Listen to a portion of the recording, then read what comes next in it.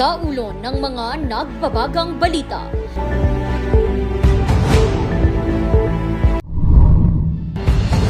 Top load sa mga maliliit na sasakyan ipagbabawal na ng LTO. Pagbabalik loob sa Panginoon at pag-aayuno, mensahe ng Diocese of Baguio sa pagsisimula ng Kwaresma. Mga nakumpiskang droga sa Cordillera sinunog. Mga pwedeng pasyalan ngayong weekend sa probinsya ng La Union, silipin.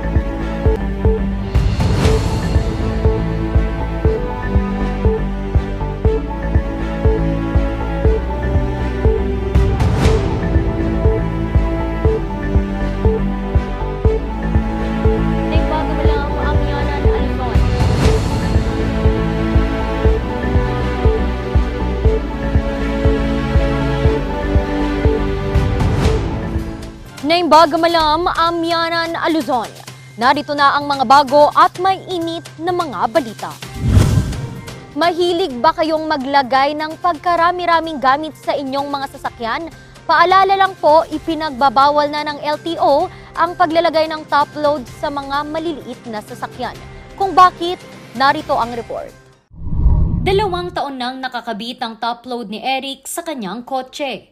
Dahil sa liit ng kanyang sasakyan, malaking tulong daw ito lalo na tuwing maraming gamit kapag bumabiyahe o kailangang magsakay ng mga ipinamimili. May paglagyan, pagpuno na dito sa compartment. Nakarehistro ang kanyang top load sa Land Transportation Office.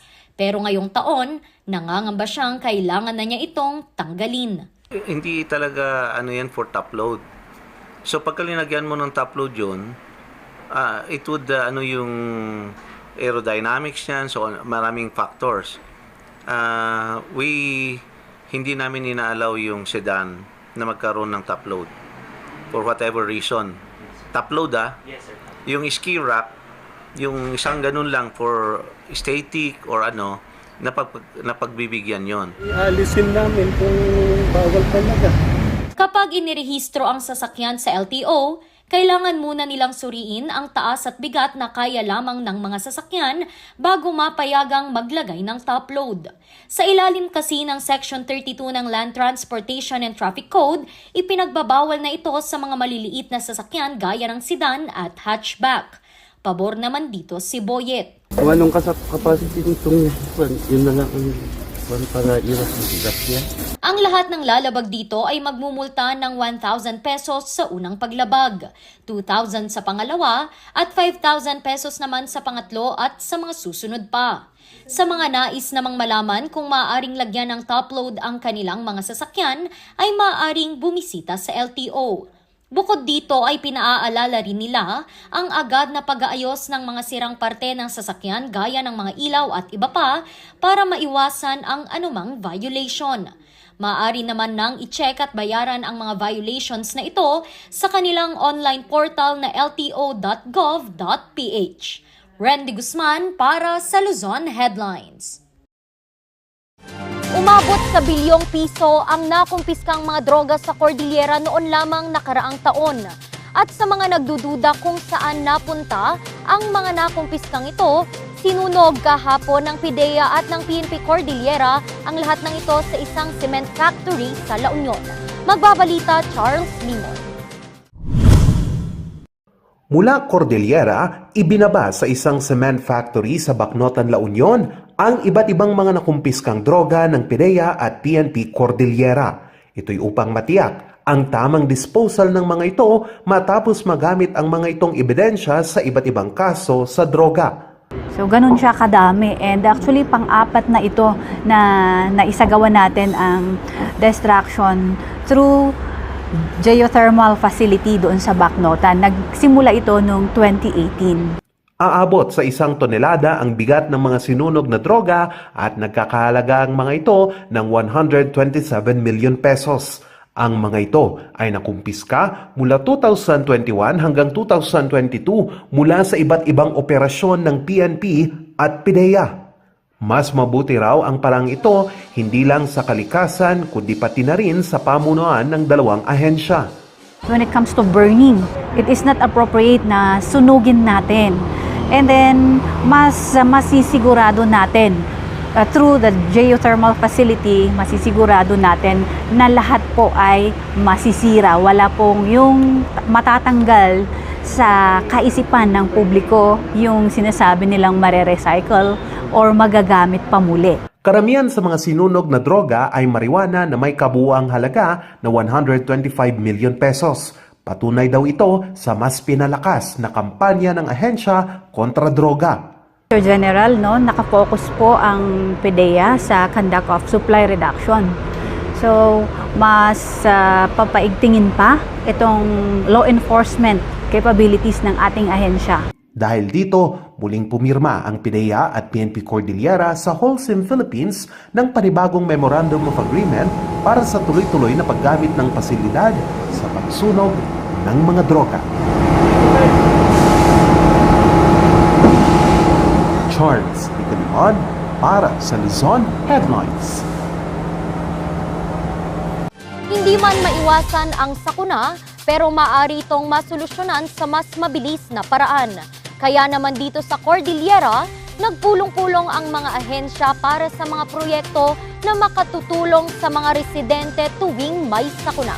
Magbabalik sa report, Charles Limon.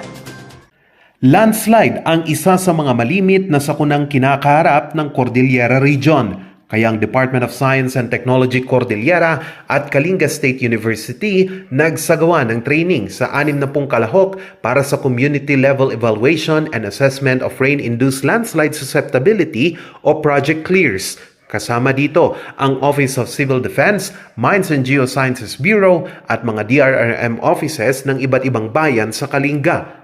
Upang magamit ang mga natutunan sa training, magsasagawa ang DOST ng samot-saring test sa mga kalahok upang mahasa at mapalalim pa ng mga ito ang kanilang kaalaman sa disaster preparedness. Nagpaabot naman ng pasasalamat si Governor James Eduba para sa nasabing aktibidad.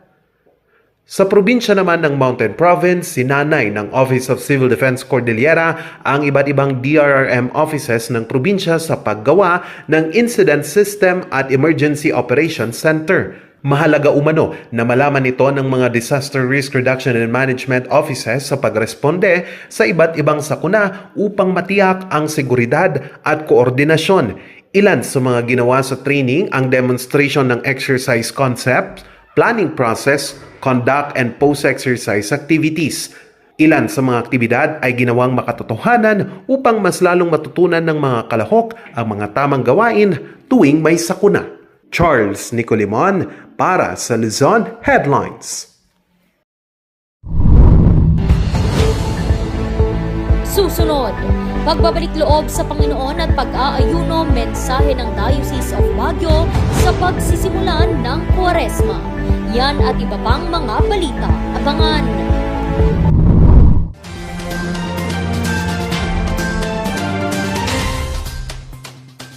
Bakit ang Panamox Antibiotic Caplet ang pinaka-epektibong produkto o antibiotic sa panahon ngayon? Ang Panamox Antibiotic Caplet in demand ngayon na antibiotic product sa market para sa mga manok pansabong dahil napatunayan ito na mabilis gumaling ang mga sakit tulad ng halak, pisik, diarrhea, sipon at ubo, lagnat, coryza at sugat. Ito'y dahil ang Panamox Antibiotic Caplet ang may pinakamataas na content ng tylosin, amoxicillin at paracetamol kaya pinaka-epektibong antibiotic sa mga manok pansabong. Saan mabibili ang Panamox Antibiotic Caplet? Madali lang hanapin ang Panamox Antibiotic Caplet dahil available ito sa lahat ng mga Agrivet store sa inyong lugar.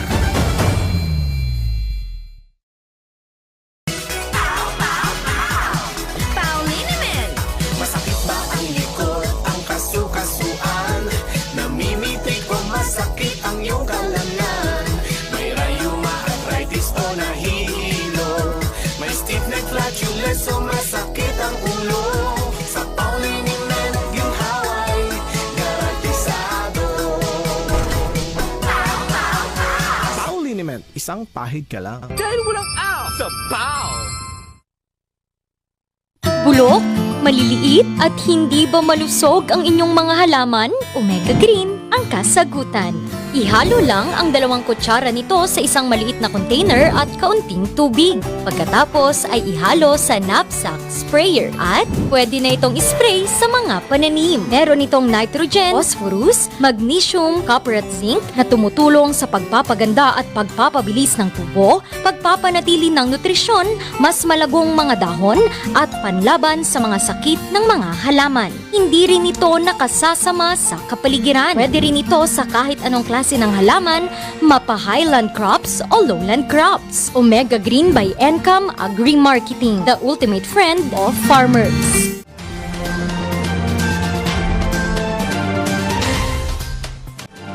Simula na naman po ng Kwaresma. Kaya naman, nagbalik na ang paglalagay ng abo sa noo ng mga Katoliko kaninang umaga. Pagbabalik loob sa Panginoon at pagsunod sa kanyang mga utos, mensahe ng Diocese of Baguio. Magbabalik sa report, Charles Lim. Kakabalik lang mula sa California ang OFW nurse na si Maria. Anya, minsan niya daw itong hiniling sa Panginoon. Graduated Baguio General Hospital. Sa nursing kasi, it's a competitive world. And then going, lahat gusto mag-abroad. And then, syempre, gusto ko mag-NCLEX. Then, I begged down on my knees. Gusto ko mag-abroad para to help, hindi lang pamilya ko. Syempre, yung kailangan ng kailangan, relatives ko, gano'n. Tila napagbigyan naman ang kanyang kahilingan, pero muling nasubok ang kanyang pananampalataya. I have my kid that's really grandson who's really sick. And then, lahat na yata ng santo, humingi ako ng tulong back to my knees. And it's only God who can help you. Especially pag sinabi niya, this is your time, this is your time. Pero after that, alam mo, basta you feel that God is with you, hindi ka natatakot eh. Kalaunan, gumaling ang kanyang apo. Kaya ngayong Ash Wednesday, nagpalagay siya ng abo sa noo. Tanda raw ito ng kanyang pasasalamat at pananalig sa Panginoon.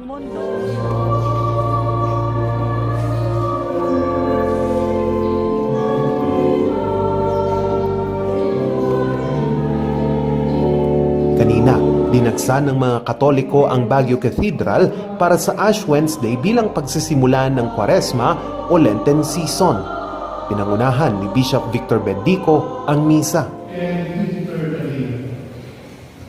Reflecting on the transfiguration of Jesus in his message, Pope Francis proposes to us 2 facts. First, yung ating Panginoong Diyos, no, ay gustong mga tao ay babalik sa Kanya. And so we have heard the words of the Lord being said by or written by the prophet Joel, repent, come back to me with all your heart. Ngayong taon, balik normal muli ang paglalagay ng abo sa noo kumpara noong 2021 at 2022 na inilalagay ang abo sa bumbunan.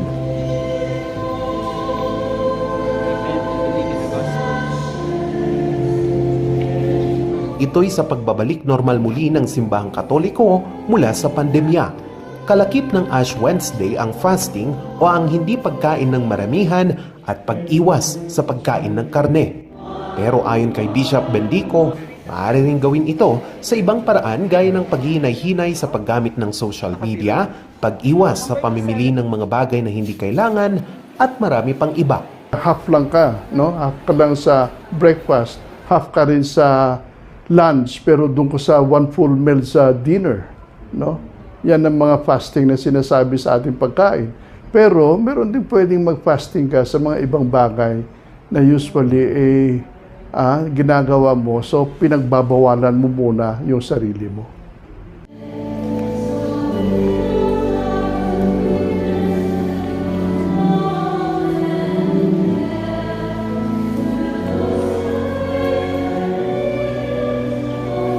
Mensahe niya sa mga Katoliko, kaya hindi lang dapat mananatili yung mga abo na yan sa ating ulo.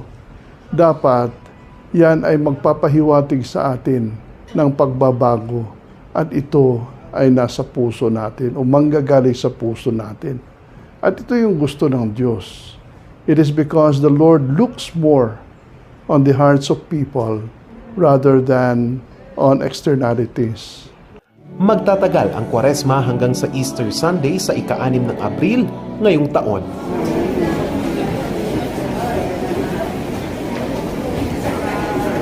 Charles Nicolimon para sa Luzon Headlines.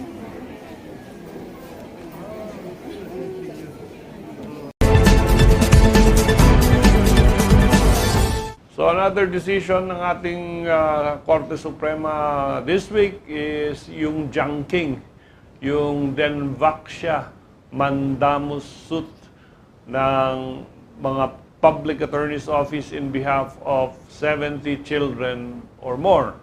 At maalala niyo nung araw yung Denvaksha vaccine.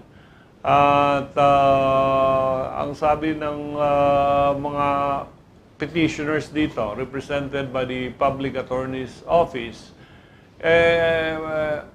dapat i-compel ng korte yung Executive Department to provide medical services and treatment to children infected with the anti-dengue Denvaksha vaccine. At ang sabi ng Supreme Court, while the purpose of the suit was noble, kasi mandamus to compel the DOH, to compel the Executive Department to give this treatment, sabi ng Supreme Court, ayaw naming makialam dyan because there is separation of powers between executive, judicial, and legislative. So the court cannot mandate mandamus. The court cannot order the executive department to do something. No, it should come from them, as the rule is based on the separation power doctrine dun sa ating 1987 Constitution.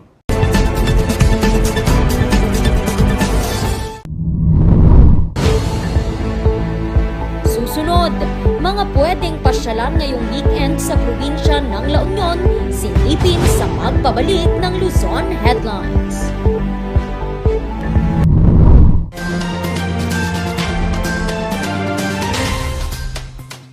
Sa milk ng batang 90s, tara't atin ang itrahay. Ang batang 90s milk tea, di ka magsisisi, promise. Sa milk ng batang 90s. Bizarre Music offers a complete line of musical instruments.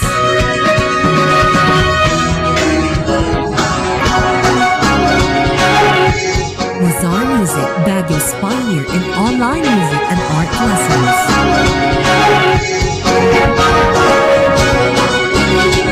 Bizarre Music, bringing music closer to your hearts.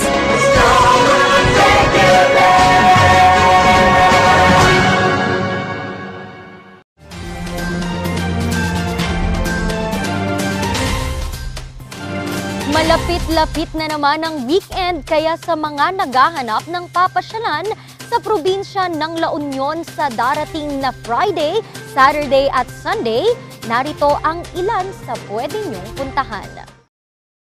2 araw na lang, weekend na naman. Kaya't sa mga nasa norte o papunta pa lang, pwedeng pasyalan ang bagong parke sa bayan ng Nagilian. Mamangha at makipag-selfie sa mga dinosaur na naglalakihan. Sa parehong bayan, matatagpuan din ang kakaibang mga rock formations sa paligid ng ilog sa Barangay Barawas. Pwede namang magtampisaw o kaya'y sumakay at magpa-picture sa bagong nauusong crystal kayak ng Imuki Island sa bayan ng Balawan. Pero kung adventure with a taste of calmness and nature ang iyong hanap, sa Bantay Agong ng Santo La Union, mamangha sa ganda ng kapaligiran at kalangitan. Ang mayamang probinsya ng La Union ay mararating 2 oras mula sa Baguio City o 5 hanggang 6 na oras mula sa Maynila. Randy Guzman para sa Luzon Headlines. At yan ang mga balitang nakalap ng Luzon Headlines ngayong araw. Muli, maraming salamat at magandang araw sa ating lahat.